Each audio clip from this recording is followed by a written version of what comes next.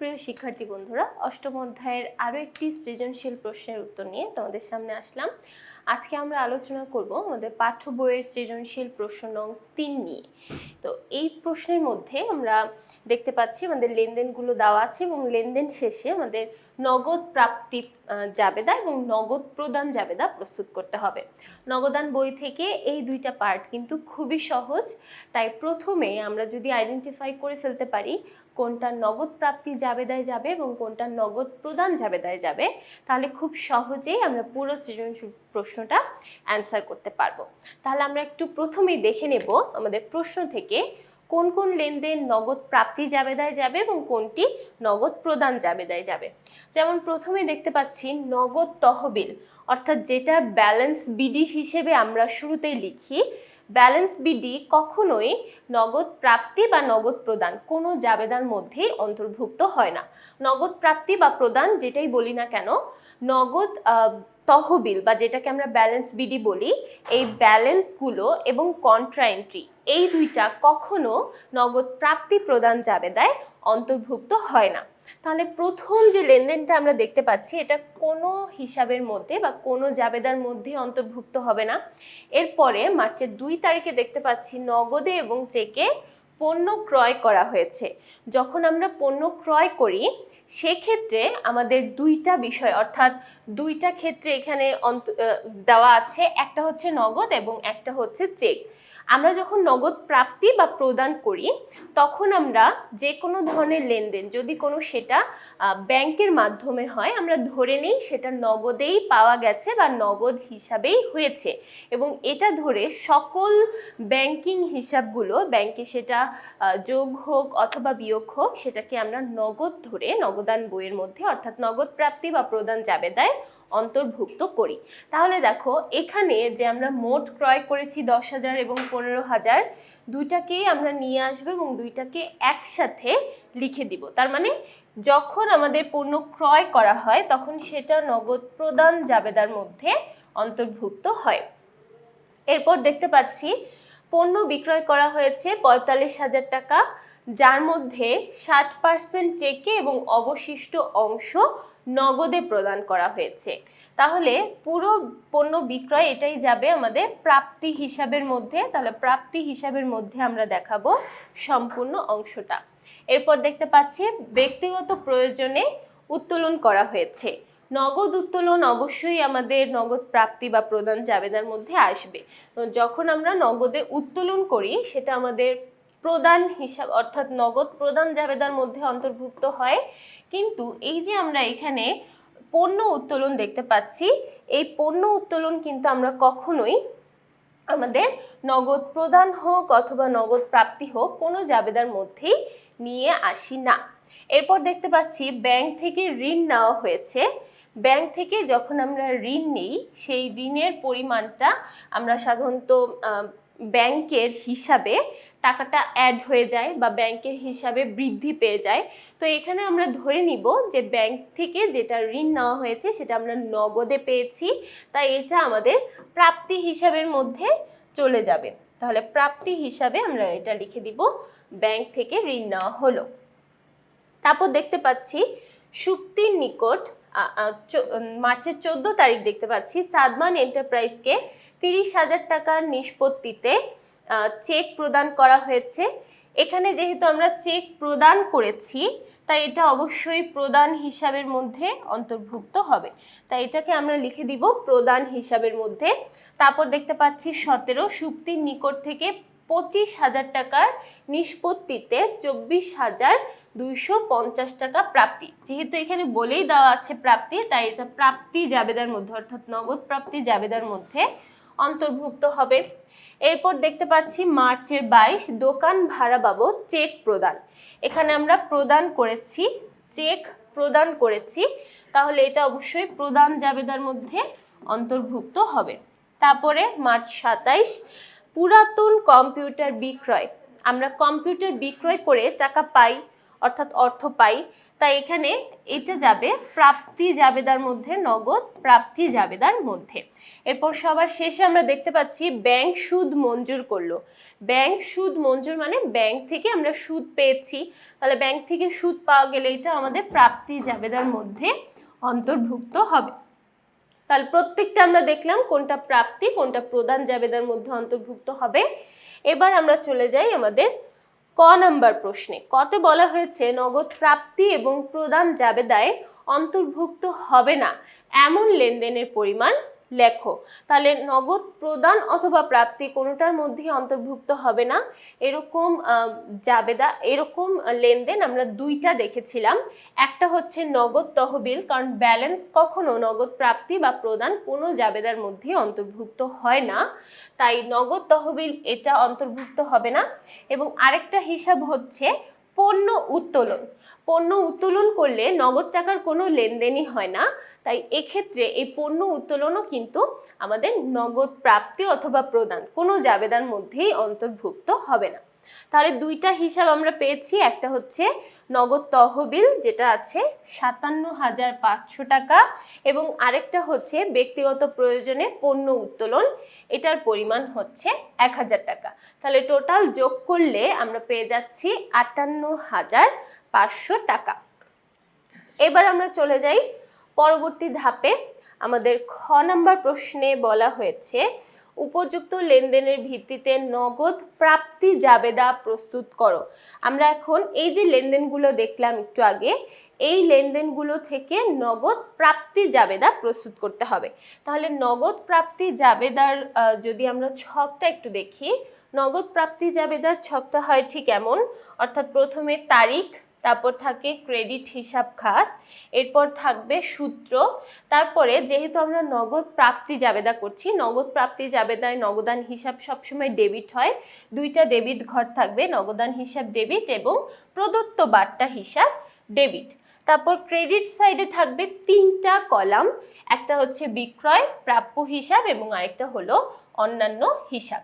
তাহলে এখন আমরা শুরু করি আমাদের নগদ প্রাপ্তি জাবেদা। আমরা প্রথমেই দেখে নিই কি কি হিসাব আমাদের প্রাপ্তি জাবেদার মধ্যে অন্তর্ভুক্ত হবে। প্রথমে আমরা মার্চের ৫ তারিখে দেখতে পাচ্ছি পণ্য বিক্রয় করা হয়েছে, পণ্য বিক্রি করেছি, বিক্রয় করলে আমাদের টাকা চলে আসে আমাদের হাতে, নগদ প্রাপ্তি ঘটে, তাই এটা নগদ প্রাপ্তি জাবেদায় যাবে। তারপরে ব্যাংক থেকে ঋণ নেওয়া হলো, ব্যাংক থেকে যখন আমরা ঋণ নেই আমাদের নগদ টাকার প্রাপ্তি ঘটে, তাই ব্যাংক থেকে ঋণ নেওয়া হলো, এটা আমাদের নগদ প্রাপ্তি জাবেদার মধ্যে অন্তর্ভুক্ত হবে। তারপর দেখতে পাচ্ছি আমরা শুক্তির নিকট থেকে টাকা পেয়েছি, যেহেতু টাকা পাচ্ছি তাই অবশ্যই এটা আমাদের নগদ প্রাপ্তি জাবেদার মধ্যে অন্তর্ভুক্ত হবে। তারপর দেখেছি মার্চের ২৭ তারিখে ব্যবসায়ের পুরাতন কম্পিউটার বিক্রি করেছি, পুরাতন কম্পিউটার বিক্রি করলে আমাদের নগদ টাকার প্রাপ্তি ঘটে, তাই এটাও কিন্তু আমাদের নগদ প্রাপ্তি জাবেদার মধ্যে অন্তর্ভুক্ত হবে।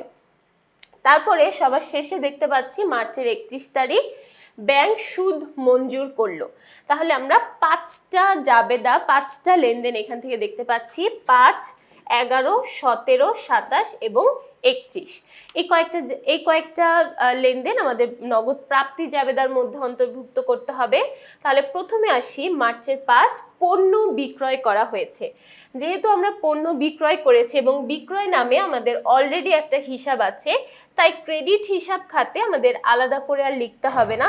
তাহলে আমরা প্রথমে করছি মার্চের ৫ তারিখের হিসাব। এখানে আমরা ক্রেডিট হিসাব খাতে কোনো কিছুই লিখবো না, কারণ ক্রেডিট কোনটা হবে এবং ডেবিট কোনটা হবে আমরা কিন্তু অলরেডি জানি। যখন আমরা পণ্য বিক্রয় করি নগদান হিসাব হয় ডেবিট এবং বিক্রয় হিসাব হয় ক্রেডিট, তাই দুইটা ঘরে আমরা টাকা বসালাম, ডেবিট এবং ক্রেডিটে। তারপর চলে যাচ্ছি মার্চের ১১ তারিখ, আমাদের এই মার্চের ১১ তারিখের এটা আসবে প্রাপ্তিতে। ব্যাংক থেকে ঋণ নেওয়া হলো, ব্যাংক থেকে ঋণ নেওয়া হলে আমাদের নগদান হিসাব হয়ে যায় ডেবিট এবং ঋণ হিসাব বা ব্যাংক ঋণ হিসাব হয়ে যায় ক্রেডিট। তাহলে দেখো আমরা ক্রেডিট হিসাব খাতে লিখব ব্যাংক ঋণ হিসাব।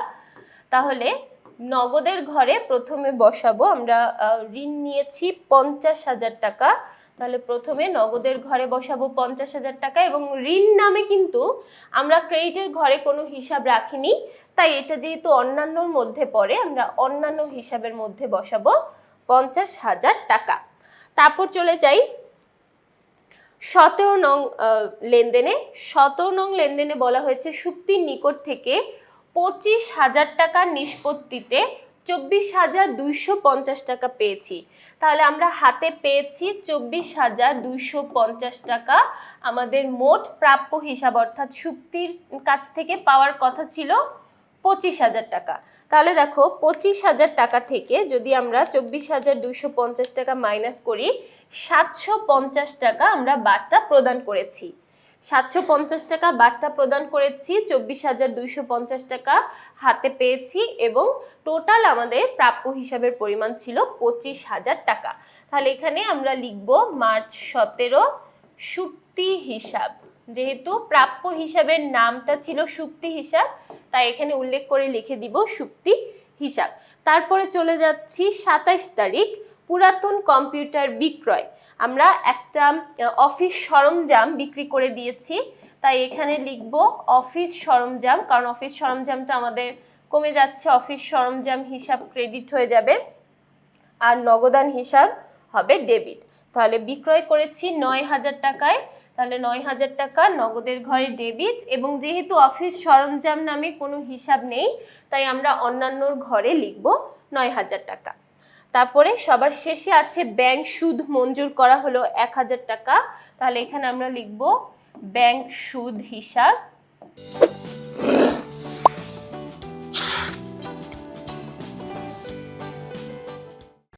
নগদের ঘরে বসাবো 1,000 টাকা, এবং যেহেতু ব্যাংক সুদ নামে কোনো হিসাব নেই আমরা অন্যান্যর ঘরে বসাবো 1,000 টাকা। এবার পুরোটা আমরা ক্লোজ করব। ক্লোজ করে দেখব ডেবিট টোটাল যোগফল ক্রেডিট টোটাল যোগফলের সাথে মিলে কিনা। আচ্ছা, এখানে বারটা আমরা দেখতে পাচ্ছি 750, বিক্রয়ের ঘরে আছে 45,000, প্রাপ্য হিসাবের ঘরে আছে 25,000। এবার নগদান হিসাবের ঘরের যোগফলটা যদি আমরা নির্ণয় করি, এখানে দাঁড়াচ্ছে 1,29,250 টাকা। আর এবার যদি অন্যান্য হিসাবের অ্যামাউন্টটা আমরা বের করি, এখানে দাঁড়াচ্ছে 60,000 টাকা। তাহলে দেখো সম্পূর্ণটা মিলে যাবে এবং পুরোটা আমরা একসাথে ক্লোজ করে দিব, এবং এই ক্লোজটা কিন্তু অবশ্যই করতে হবে, না হলে কিন্তু নাম্বার কাটা যাবে। তাহলে দেখো আমরা করলাম নগদ প্রাপ্তি জাবেদা। এবার চলে যাই গ নাম্বার প্রশ্নে। গ নাম্বার প্রশ্নে বলা হয়েছে নগদ প্রদান জাবেদা প্রস্তুত করো। তাহলে দেখো যে কয়েকটা হিসাব আমরা অলরেডি লিখে ফেলেছি, বাকিগুলোই তাহলে আমাদের প্রদানে যাবে। যেমন এখানে প্রথমে আমরা দেখেছি পণ্য ক্রয় করেছি মার্চের 2 নগদে এবং চেকে পণ্য ক্রয় করেছি। টোটাল আমাদের এখানে পণ্য ক্রয়ের পরিমাণ দাঁড়াচ্ছে 25,000 টাকা। তাহলে 25,000 টাকা আমরা একসাথে এখানে এন্ট্রি করব। তারপরে ব্যক্তিগত প্রয়োজনে উত্তোলন করেছি 4,000 টাকা, এটা প্রদানে যাবে।